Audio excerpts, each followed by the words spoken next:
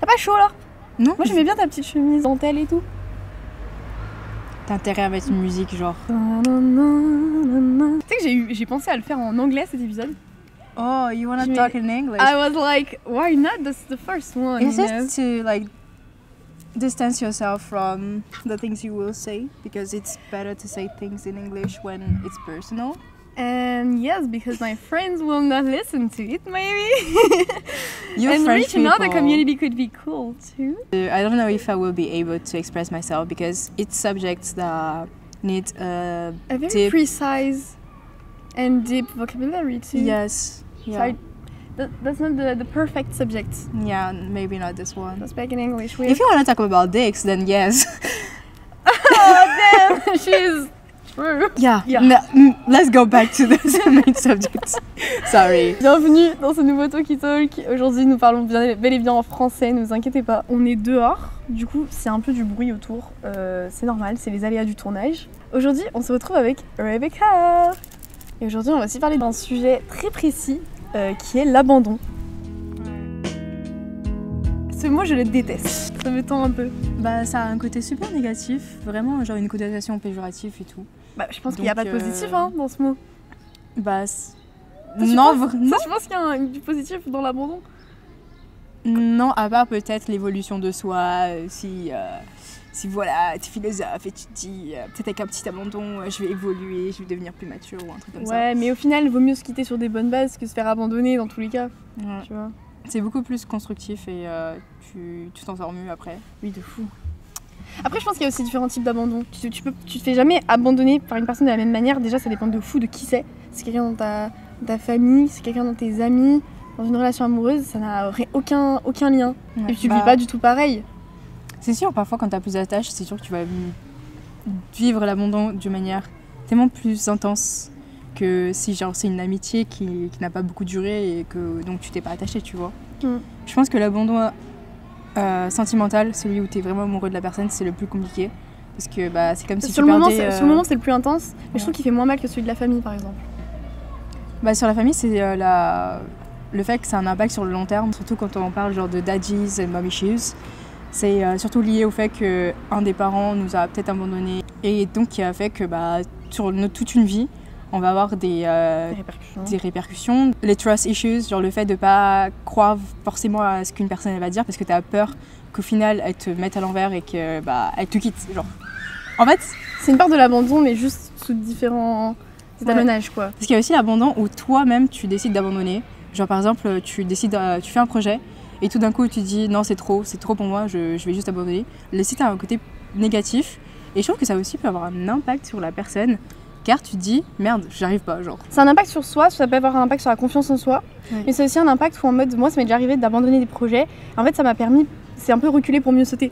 Okay. Ça m'a permis ensuite d'aller plus loin, tu vois, et juste c'était pas le moment de le faire en fait. Là en soi abandon ça peut être positif. Pas mal. Donc là on a fait un peu une overview de tout ce qu'il y avait. Maintenant on peut un peu se concentrer sur les différents points. Ouais. Tu veux commencer par quoi? Bah je pense que la base ça serait vraiment, pour moi en tout cas, l'abandon familial. Parce que quand on grandit, on est bébé, on grandit avec une famille et pas avec un amoureux.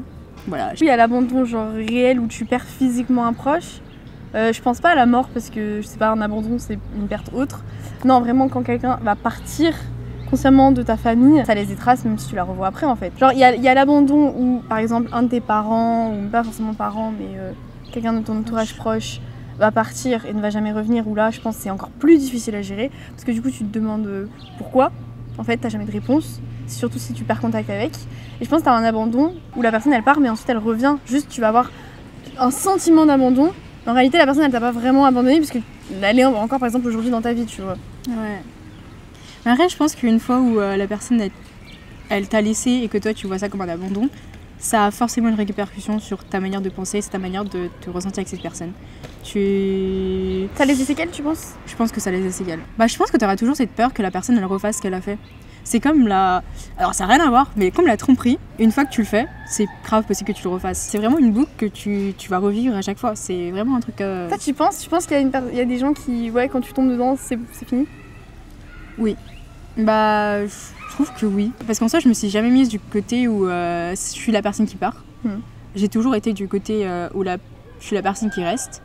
Et je me suis jamais demandé genre ce que la personne elle ressentait pour avoir envie de partir.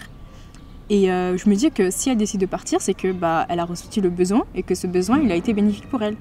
Donc si elle revient, elle pourrait quand même avoir ce besoin de repartir. Je vois ce que tu veux dire. C'est comme tromper, des fois c'est des solutions à des échecs de relation. Et du coup, vu qu'ils ont déjà utilisé cette solution une fois, ils vont pouvoir la refaire. Ouais, c'est pas bête. Moi je pense que dans l'abandon, les raisons qui te poussent à abandonner, je sais pas, ta famille, c'est des raisons qui sont... Pour moi, il peut pas ne pas avoir de raison. Et ça peut être aussi des obligations plus que des raisons. Typiquement, je sais pas, un parent qui part travailler, c'est pas pour la survie de sa famille au final. Après, quand c'est un abandon comme ça, j'imagine que c'est difficile des deux côtés. Genre Ouais, pour la personne qui l'essaye et pour la personne qui part. Est-ce que le suicide, on peut considérer ça comme un abandon? Genre une mère qui se suicide, elle abandonne ses enfants. Je me suis posé la question plusieurs fois et je trouve que c'est un sujet où tu peux pas mettre de terme dessus. Genre le suicide, c'est un truc à part. Et tu peux pas considérer ça comme négatif ou comme positif. La personne, elle a eu des raisons genre de faire ça. Genre la personne, elle a eu des raisons de pourquoi elle s'est suicidée. Je peux pas considérer ça comme un abandon parce que ça serait déshonorer la personne alors qu'elle en avait tout à fait le droit. Déjà, qui l'a mis en vie? Genre, qui a décidé de la mettre en vie? Genre, c'était pas son choix, elle a pas décidé de sortir d'un vagin. Donc voilà quoi. Laisse-la repartir, s'il te plaît. Ouais, mais quand tu dis t'as la responsabilité de toute une famille, moi je peux comprendre que les enfants, après, quand ils grandissent, ils ont un sentiment d'abandon. Ils se sont dit pourquoi elle m'a quitté comme ça, tu vois. Mais oui, je suis d'accord qu'il n'y a pas à blâmer quelqu'un qui s'est donné la mort. Arrête, parfois ça c'est vraiment spécifique au cas du suicide, c'est que parfois t'es dans un état de dépression où tout ce qui se passe autour de toi, tu n'as pas conscience. Okay. Donc une mère, quand elle sera dans un état de dépression où elle va penser au suicide et où elle va commettre le suicide, elle ne pensera pas à ce qui se passe autour d'elle, elle ne pensera pas à ses enfants. C'est vraiment genre juste, elle sera enfermée dans sa tristesse, dans sa dépression et elle ne pourra pas voir autre chose. Pour elle, ça sera juste, j'ai enfin trouvé la paix. Il n'y a pas d'autre motif. Et ça, j'imagine que ceux qui sont autour d'elle, son entourage, il ne pourra pas comprendre.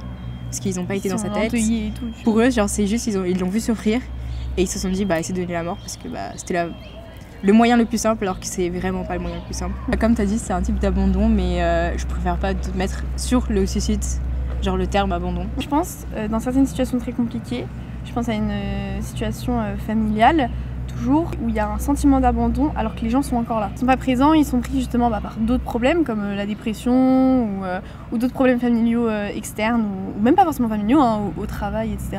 Dans la famille, il peut y avoir un sentiment d'abandon alors que tout le monde est là physiquement. C'est surtout aussi la présence.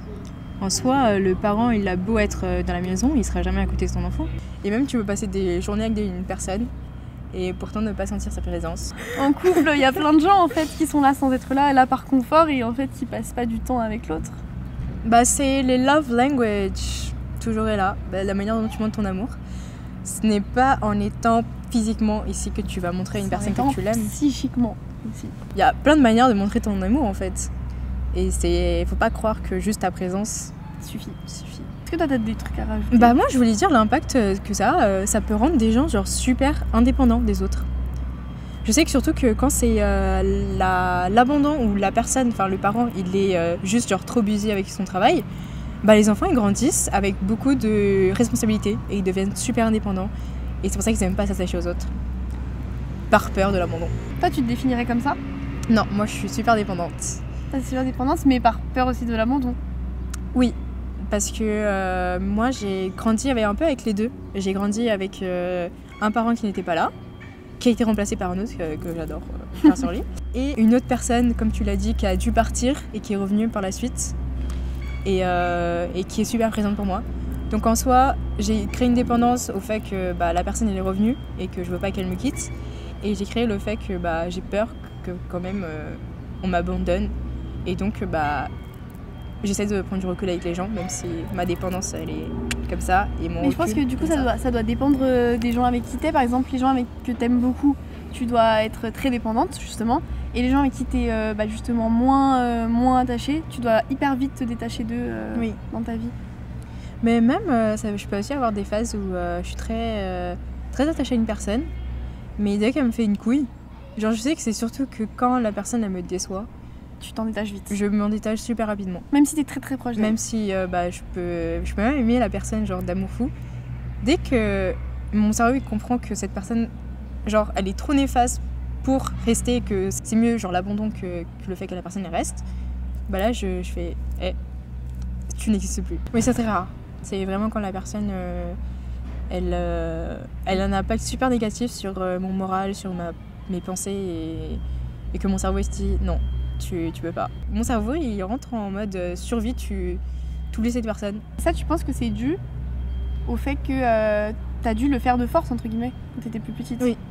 Bah je crois que quand j'étais petite, je me rappelle pas forcément, mais j'ai dû le faire inconsciemment vu que j'ai passé. T'avais pas le choix en fait de. Non, j'avais. Sang. Bah en fait, je pense que quand j'étais petite, j'étais un peu en mode survie parce que j'étais sans mère et sans père, et donc j'avais juste genre des figures paternelles et figures maternelles qui étaient de ma famille, mais c'était pas vraiment ton papa et ta maman. Non. C'est genre tout ce que t'as eu toi, genre quand t'étais petite avec ta maman qui te prenne dans tes bras et tout. Ça je l'ai vécu, mais j'étais tellement petite pour me rappeler.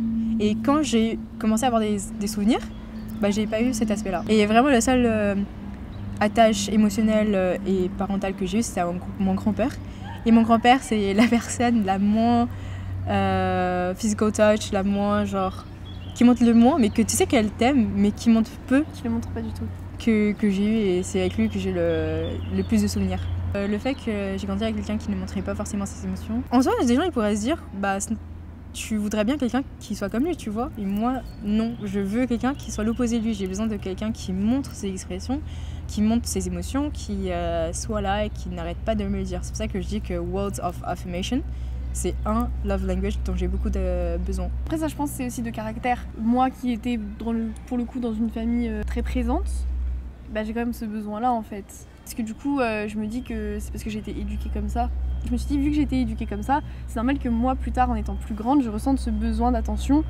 Vu que depuis petite, en fait, on me donne de l'attention. Plus je grandis, moins mes parents me donnent de l'attention. Donc j'ai besoin de combler ce vide avec d'autres personnes, forcément. Ouais. Et du coup, c'est comme ça que je me suis rendu compte que peut-être c'est à cause de ça que j'ai ce sentiment de besoin d'affection. Okay. Mais du coup, au final, toi tu le ressens aussi, alors que t'as pas du tout été éduquée dans la même chose. Du coup, au final, c'est une question de caractère en fait. Mais moi, le moment où l'abandon, le truc du caractère d'abandon, il apparaît, bah c'est que j'ai peur que si elle me dit pas, elle peut partir à tout moment. Là, l'abandon, il apparaît quand la personne ne te parle pas. Oui, bah c'est là où je commence à penser, à overthink. Et c'est horrible, mais à chaque fois, genre, quand je vois que la personne elle s'éloigne, bah c'est là où je commence à me dire, bah c'est bon, elle va me quitter. Et c'est ce qui se passe à chaque fois. Donc, wow. Du coup, genre, ça se confirme à chaque fois, ton sentiment. Ça se confirme vraiment à chaque fois, et donc je suis en mode, mais genre ça, c'est juste ça, c'est en boucle en fait. Ouais, en fait, ça conforte ce manque, ce sentiment d'abandon quoi. Ouais, je m'imagine qu'avec chaque relation, chaque nouvelle relation, bah, je demande un peu plus. Je me dis comment je peux garder cette personne alors que les autres elles sont parties, genre. Et donc je me dis, bah, si je fais un peu plus, peut-être qu'elle va rester un peu plus. Si je donne plus et si je demande plus. Ok. L'abandon amical, est-ce que c'est si différent que ça que l'abandon familial? Parce qu'au final, les amis, est-ce que c'est la famille un peu? Ou ça n'a rien à voir? En soi, j'ai pas forcément de référence, tu vois. Alors que moi, j'ai plus de références d'abandon amical que d'abandon familial, du coup. Un peu comme dans l'amour, je donne beaucoup. Et du coup, ça a été lié avec l'abandon parce que j'ai aussi eu des amis que moi, je l'ai ressenti comme un abandon. Vraiment, ils sont partis de ma vie et j'étais en mode, mais je l'ai super mal vécu quoi. J'étais en mode, pourquoi tu m'abandonnes? En fait, je pense que j'accorde juste une place énorme à l'amitié. Donc, on a dû changer de lieu parce qu'il y avait des mecs qui jouaient au foot. Et des filles en trottinette. Moi, j'avais beaucoup ressenti le sentiment d'abandon quand je donnais beaucoup à des amis à moi qui ne me rendaient pas l'appareil ou qui tout simplement sont partis de ma vie. En mode, un jour, j'ai plus de nouvelles. Et moi, personnellement, je l'ai super mal vécu, mais parce que je les considérais comme des personnes importantes en fait. Avec le temps, en grandissant, je me suis dit juste qu'on évoluait dans différentes directions. Oui. Et que du coup, bah, forcément, les gens qui évoluent, ils n'ont pas forcément les mêmes centres d'intérêt, ou ils ont plus forcément besoin de parler avec certaines personnes. Mais donc toi, l'amitié, tu peux voir un abandon dedans. Ouais, de fou. Au début, tu sais, j'ai pas trop qu'à là, et en fait, au fur et à mesure, quand ça faisait 1, 2, 3 personnes à qui ça arrivait, et bah ça a commencé à me faire du mal, parce que du coup, je me disais, putain, mais en fait, pourquoi ils partent? Enfin, tu vois, j'ai pas envie qu'ils partent. Et après, en fait, je me suis rendu compte que aussi, c'est peut-être un problème qui venait de moi, en fait. C'est peut-être que je leur donnais trop par rapport à comment eux me considéraient, tu vois. J'ai jamais été en couple ni rien. Il n'y avait pas spécialement de place pour l'amour dans ma vie, tu vois. Donc je donnais pas d'attention à une personne amoureuse, enfin du point de vue amoureux. Et du coup c'est vrai que les seules relations dans ma vie c'était mes amis et ma famille. Et du coup, ouais, ça comptait beaucoup pour moi. Du coup, voilà. Mais toi, t'as jamais ressenti le sentiment... Attends, c'est fou par contre. T'as jamais ressenti le sentiment d'abandon pour un ami? Non, parce que à chaque fois je me suis dit si on part dans différents chemins, bah, c'est parce que c'était censé l'être, enfin c'était censé arriver. Et surtout aussi parce que bah je comprends assez bien quand une personne genre on s'entend plus. Je suis aimée quelqu'un quand j'ai le vibe, quand j'ai l'association où genre nos âmes elles peuvent être à côté l'une de l'autre et genre qu'elles soient en paix. Et moi c'est comme ça que j'ai défini l'amitié.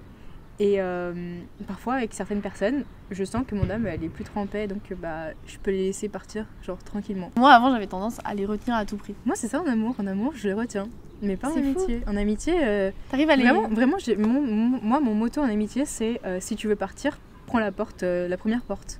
C'est je te gêne pas, enfin je vais pas te garder avec moi alors que je pourrais pas te faire évoluer, tu pourras pas me faire évoluer.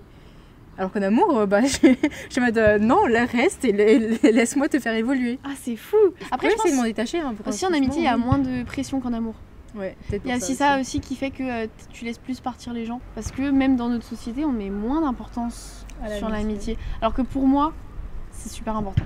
Les pubs, tu vas avoir 90% des pubs qui tournent autour d'un problème amoureux ou de l'amour ou d'une famille et tout. Ouais. Tu vas très peu voir de pubs, à part les pubs de boissons où c'est avec des amis. Tu vois, on accorde beaucoup. Et puis même la façon dont on est fait, genre on vit dans nos sociétés, on vit en couple, dans des familles nucléaires et tout, tu vois, hyper ordonnées. Mais ouais, du coup, genre vu qu'on met moins de pression sur l'amitié, toi, t'as peut-être juste plus de facilité à laisser partir les amis de ta vie parce que tu dis, bah dans tous les cas, c'est pas spécialement indispensable pour moi. J'en ai peut-être plusieurs, j'en ai d'autres. Donc si cette personne avait envie de partir, elle part. Alors que moi, j'accordais trop de valeur à une personne. Donc voilà, l'amitié, l'abandon, moi je la ressens pas. Toi tu la ressens plus qu'en amour. Donc transition pour l'amour, allez let's go. Transition pour l'amour, l'abandon amoureux. Je l'ai clairement eu en amour, mais c'était plus un abandon de non-attachement. Je me suis dit, c'était plus un truc de pourquoi ça marche pas et tout, tu vois. Et du coup, je l'ai traduit dans mon cerveau en disant encore un qui m'abandonne. Mais en réalité, il m'a pas adopté, donc pourquoi il m'abandonnerait, tu vois? C'est plus ça le problème. Disons que objectivement, je l'ai jamais ressenti, mais subjectivement, sur le moment quand j'avais mal, à cause d'une relation, j'ai déjà ressenti ce sentiment de vide et d'une personne qui part et du coup un peu d'abandon quoi. Je pense quand même que tu peux y relier. Je sais pas si on peut dire que c'est la même chose que le manque. Je sais pas, parce que pour moi le manque ça peut pas... Si ça peut être négatif mais c'est pas vu négativement. Ah ouais? Pour moi c'était grave négatif le manque. Moi je trouve que le sentiment du manque ça montre de l'amour. Genre, si une personne te manque, ça veut dire que tu l'aimes, que tu tiens à elle, que tu veux la voir, que tu la désires.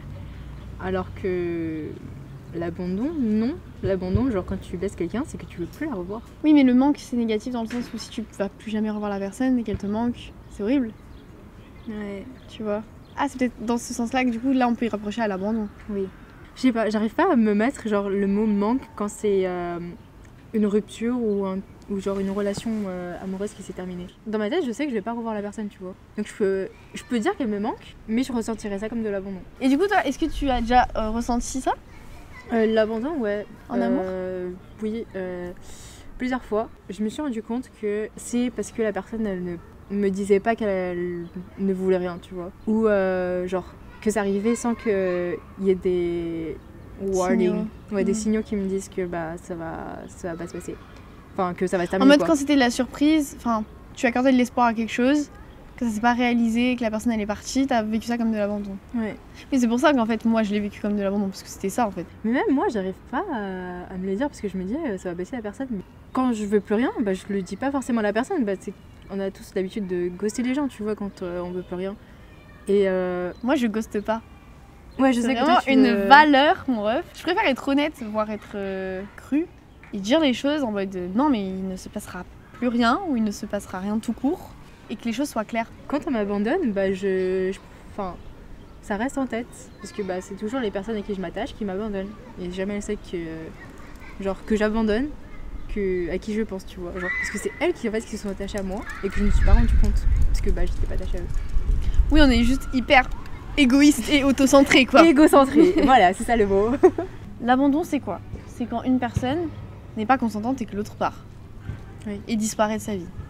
Alors que souvent, lors d'une rupture, c'est quand même d'un commun accord, ou alors ça allait déjà pas avant la rupture, parce qu'on a poussé le truc jusqu'au bout. En amour, je pense que c'est moins fréquent de ressentir l'abandon que dans les familles où il y a beaucoup de problèmes, ou même parfois en amitié, tu vois. Oui. Je pense qu'il y a des gens en amour qui n'ont jamais ressenti ça, en fait. Parce que du coup, soit ils n'ont jamais été en couple, soit quand ils ont été en couple, ça c'est fini, avec des explications et donc pas d'abandon, juste la tristesse. Mais c'est pas le même sentiment. Et je pense que la plupart des gens ressentent l'abandon du point de vue familial. Hein. Parce que c'est ce qui a le... Je pense que c'est ce qui a le plus d'impact sur, comme on a dit, ton caractère, ta personnalité, sur tout. Comment tu vas gérer tes relations après. Ouais. C'est la base, quoi. C'est fou de se dire que la base de chaque être humain, c'est le chose qui contrôle le moins, parce que tu choisis pas dans quelle famille tu nais. Et peu importe le milieu social, tu peux le vivre. Genre, peu importe. Tu peux avoir une base très saine dans un milieu social qui est précaire, genre qui est pauvre, et une base horrible dans un milieu social où tu es super aisé. Maintenant, du point de vue personnel, des projets personnels, c'est pas la même chose parce que pour moi, c'est pas un sentiment d'abandon. C'est pas un sentiment d'abandon, mais c'est l'action d'abandonner. En fait, on change de point de vue. Le fait d'abandonner quelqu'un, est-ce que nous, on a déjà abandonné quelqu'un ? Oui, j'imagine que quand j'ai gossé les gens, c'était l'abandon. Je me considère pas comme ayant laissé des gens de côté, mais ça se trouve, je l'ai fait sans m'en rendre compte. Ouais. Moi, je me dis, parfois, ça peut être beaucoup ça. Hein. Ouais. Et après, il y a aussi le truc d'abandonner le petit verbe quand on commence un projet et qu'on décide tout simplement d'arrêter. Comme on avait dit tout à l'heure, ça peut être positif. En fait, moi je pense que l'abandon d'un projet, ça peut être vu comme un échec personnel. En mode, j'ai pas réussi ça donc j'ai abandonné. Soit parce que j'ai ragé, soit parce que c'est trop dur, soit parce que j'avais pas le temps. On a souvent le truc de dire, faut savoir abandonner. Faut savoir le laisser et juste attendre d'être dans les capacités de faire ce que tu voulais faire initialement. Les fois où j'ai abandonné quelque chose, c'était parce que ça ne me satisfaisait pas assez. Donc c'était un peu enfin je l'ai jamais vécu comme un échec personnel, mais plutôt comme un essai. C'est une étape dans le processus de réussite, en fait, l'échec. Et l'abandon, c'est une forme d'échec. Du coup, on parlait de ça, et en fait, on s'est rendu compte que le micro ne fonctionnait pas. Du coup, c'est un échec. C'est un échec, et donc est-ce qu'il faudrait abandonner ou pas ? C'est à vous de nous le dire dans les commentaires, merci. On n'en peut plus là. Mais les gars, on s'est déplacé 4 fois de spot. Moi, j'aime trop le porter comme ça, il est pas si lourd que ça. Oh, je peux essayer ? Vas-y. Ouais, c'est vrai. Parce que la persévérance, c'est important. Il faut savoir accepter l'abandon, soit de personnes, soit de projets, mais il faut aussi savoir persévérer. Et je pense qu'il y a énormément de choses qui se font en persévérant. Surtout dans le travail, et même dans les relations, je pense qu'il y a certaines relations qui sont belles parce que les deux ont persévéré. Mais par contre, je trouve dans le travail, c'est très vrai ça. Il faut savoir aussi persévérer de fou en fait. Et aller jusqu'au bout des choses, même si au final, c'est pas très satisfaisant, c'est toujours quelque chose que tu apprends et qui sera bénéfique pour toi. Et c'est aussi un truc que tu as accompli, donc tu peux le dire que tu l'as terminé. Et toujours, l'accomplissement, c'est ce qu'on recherche en tant qu'être humain, tout le temps. C'est vrai, comme la créativité. Hein. Ouais. Le mot qu'on a choisi, l'abandon, est très péjoratif, donc c'est un peu compliqué de parler de ça positivement et d'avoir genre de... Et même négativement, c'est super dur à définir en fait. C'est une notion qui se cache derrière plein de relations et plein d'aspects de la vie. Après, je pense qu'on peut quand même en conclure que le nom abandon, il est péjoratif à 100%, mais le verbe abandonner, il peut avoir une nuance positive sur notre personne et sur notre évolution. Après, est-ce que dans d'autres langages, ça le serait aussi ? Dans d'autres cultures. C'est un peu une notion intimidante en vrai. Hein. Ouais. Même moi, quand les gens ils me demandaient sur quoi que tu fais le podcast avec Rebecca, j'étais en mode l'abandon. Ils sont en mode oh deep. Ouais, c'est très personnel et pas beaucoup on en parle. Hein. Ça a beaucoup de liens avec la communication et l'abandon, on peut grave l'éviter avec ça. Beaucoup de personnes ne savent pas communiquer, même s'ils savent parler et échanger des mots. Merci à tous pour nous avoir accompagnés durant ce Talky Talk numéro je ne sais combien. Maintenant, on en a fait plusieurs et j'en suis très contente. Et on cherche toujours de nouveaux thèmes et n'hésitez pas à nous partager votre avis sur celui-ci. Qu'est-ce que l'abandon représente pour vous et si on a oublié de parler de certaines facettes aussi de cette notion, lâchez un commentaire. Surtout, n'abandonnez pas vos rêves. S'il vous plaît, surtout, soyez c'est la seule chose qu'il faut jamais abandonner de votre vie. Trust the process of the life. Of life. Wow. Bisous. Wow. J'ai envie de faire des intros.